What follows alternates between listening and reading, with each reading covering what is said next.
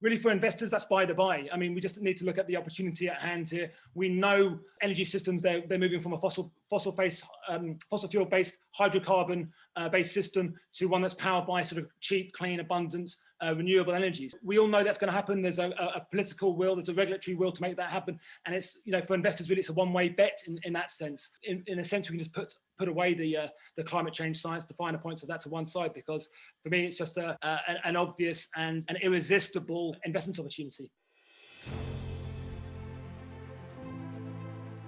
Hello and welcome to this video for Fortune and Freedom. In yesterday's article, I criticized the green movement and its climate change obsession. What could go wrong with the green movement and its green energy? However, my colleagues James Allen and Kit Winder, they beseeched me for right of reply. They wanted to set the record straight with the readers and actually have an upcoming summit called Beyond Oil 3, which maybe you should actually take a look at. However, I'm not going to take a look because I am a climate change skeptic. So James or Kit, why don't you give us a 30-second elevator pitch for Beyond Oil 3 to try and persuade me or the reader to actually tune in and watch? Yeah, thanks for having me, Nick. So we've got Beyond Oil 3 coming up very shortly. Now, we've had Beyond Oil 1 and Beyond Oil 2, which were fantastic successes, but Beyond Oil 3 is going to be a bit different, even more exciting. We all know about the cost falls that we've had in renewables across the board, in solar, wind, in battery costs. But that really is now unlocking clean energy to really disrupt huge sectors of the economy which are ripe for decarbonisation. So there's now lots and lots of opportunity for investors really to play on the green energy trend and watch as some of the higher hanging fruit of the decarbonisation tree is tackled, and that presents a lot of opportunity. So we're widening the scope a little bit for Beyond Oil 3, not just honing in specifically on energy, we're also seeing the ripple effects for elsewhere in the economy. So that's why we're really excited. We've got a great cast list of speakers really to sort of talk you through and watch us through exactly what is happening and how investors can profit. Kit, it sounds like there's a green virus spreading into the rest of the economy as well. Now, what's your take? Yeah, well, I mean, having conducted the series of interviews for the week, what I always find so interesting is the incredible array of opinions and insights you get from all of the different guests, and the extent of the whole transition, I think, is something people massively underestimate. So as James says, the incredible cost falls in solar, wind and batteries are making so many other things possible in other sectors in terms of decarbonizing and getting us to net zero for 2050. And whether it's Jeremy Leggett, who founded his own solar company in the 90s and has been through every kind of trouble and boom and bust, or Chris Rathke, who's running a sustainable energy fund now looking at the next 20 years, or Alke Hoekstra, who's sort of a leading researcher in the Netherlands focused on electric mobility. There's sort of the incredible depth and array of things that are going on in the transition, and how broad it is now, I think is what's really starting to be seen. Kit and James, you haven't mentioned climate change science anywhere in that elevator pitch. Kit, is that a bug or a feature? Is that on purpose? And is the science and the validity of the claims part of Beyond Oil 3, or do you just not focus on that and focus on what the government and the economy and the financial sector and the technology is actually doing? Yeah, I mean, this is actually a huge question, right? Because the climate science debate is one thing. I mean, we say that this is an investment trend that people should be investing in anyway. I personally believe in it. I believe in the goals of getting to net zero. But I often make a point that if you imagine a world where electricity is cheaper and cleaner and people aren't having to go into mines to dig up coal, the cars in our cities are electric, powered by renewable energy, so they're silent, they're not polluting. And the stat I go to there is that actually 1 in 10 premature deaths globally are caused by direct air pollution, which is more than malaria, AIDS, and tuberculosis combined. It's an incredible stat, and the world would be a significantly better place with cheaper and cleaner energy, better cars than filling our children's lungs with PM 2.5 particles and the rest of it. So there is the climate science, and that is a very powerful driver for governments, big institutions and financial institutions to be backing this change. There's also a sort of technological improvement where I believe that the things that are coming down the line, solar and wind power, electric vehicles, battery storage, are going to make life better for people. They're going to be cheaper, they're going to be cleaner, and they're going to be better. But for investors, I think the key point here is that it doesn't matter. It's now happening. We have the cost declines of the new technologies. We have the incredibly powerful, I mean, I say that the the social, political, and financial will now behind the energy transition is like nothing I've ever seen. The three big pillars of society are all firmly behind this. And for investors, sometimes you simply have to look at the way that the wind is blowing, and it is blowing hard and fast in the direction of the energy transition. Yeah, I mean, that's why I agree with Kit completely there. I mean, we can debate the points of the climate change science all day long. And I think that the science is unequivocal. I think it's a slam dunk. We know climate change is a real thing. But really for investors, that's by the by. I mean, we just need to look at the opportunity at hand here. We know the energy systems, they're moving from a fossil fuel based hydrocarbon based system to one that's powered by sort of cheap, clean, abundant renewable energy. So we all know that's going to happen. There's a political will, there's a regulatory will to make that happen, and it's, you know, for investors really it's a one-way bet in that sense. So you could in a sense we can just put away the climate change science, the finer points of that to one side, because for me it's just an obvious and an irresistible investment opportunity. So whether you're a skeptic or a believer, you know, this Beyond Oil Summit is for you because it's about the investment trends that are a consequence of the movement, which is, you know, it's happening, it's there, it's obvious. And just the results, which I hope we'll get to, of Beyond Oil 1 and 2 have made that obvious and just as incontrovertible. But the most interesting thing in all of this to me, and I think the main reason people should sign up to Beyond Oil 3, and we'll show you how to do that for free later on, is what James said early on, the idea that the green energy transition is sort of old news now, and it's becoming a transition of the entire economy. Everything else in the economy is going to start going green, just as energy did.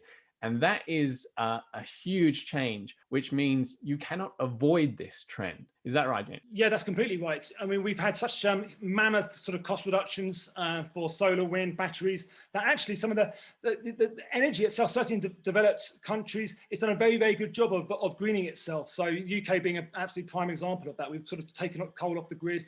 Gas has a sort of a transition fuel, marginal fuel. You know, has quite a low, high amount of base load, but that is coming off the grid in quite short order in some ways.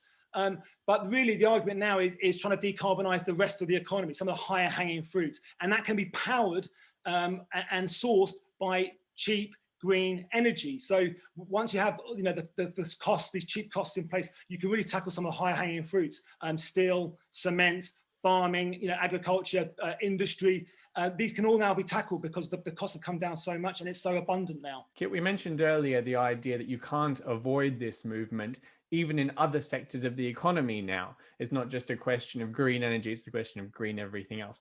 Is there an angle here, which would interest me a lot actually, that I suppose some companies are going to become pariahs, or they're going to struggle economically, but also for investors as a result of this green change coming and spreading out through the entire economy? Yeah, there definitely is. I mean, the most obvious example would be in the oil and gas industry. I think the sort of classic dichotomy is actually that in Europe, they're being much keener on the transition. And in America, the big traditional oil companies like an Exxon or a Chevron are being a bit slower.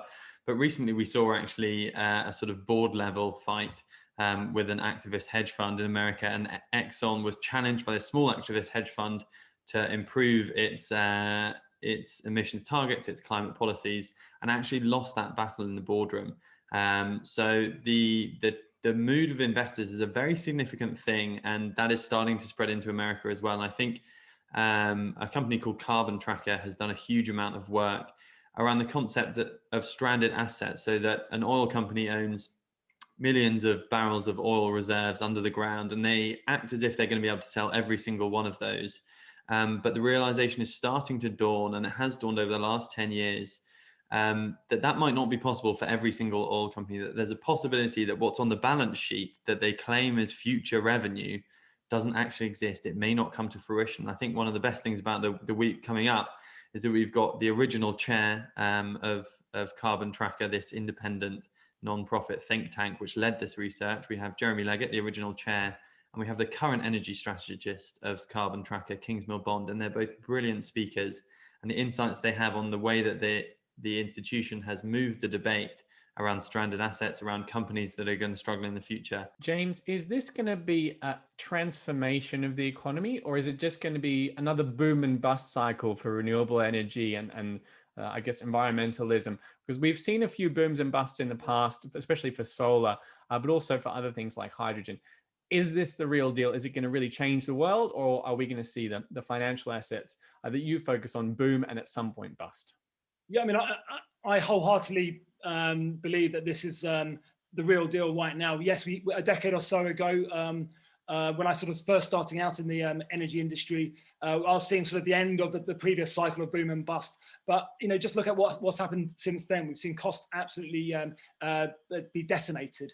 We've seen a real political will for some of these challenges to be hit, and we've seen companies really get on board wholeheartedly. And we're seeing a huge divestment now away from sort of fossil fuels.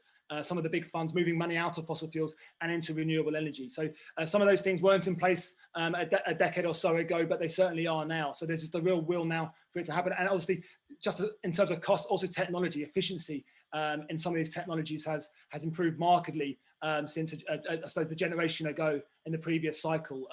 Just wind and solar, the efficiency now is out of this world. And let's just not forget in terms of the economics. The economics, I think, are irresistible now for renewables. I mean, the cheapest electricity in history that has ever been produced is by solar energy. That's subsidy-free solar.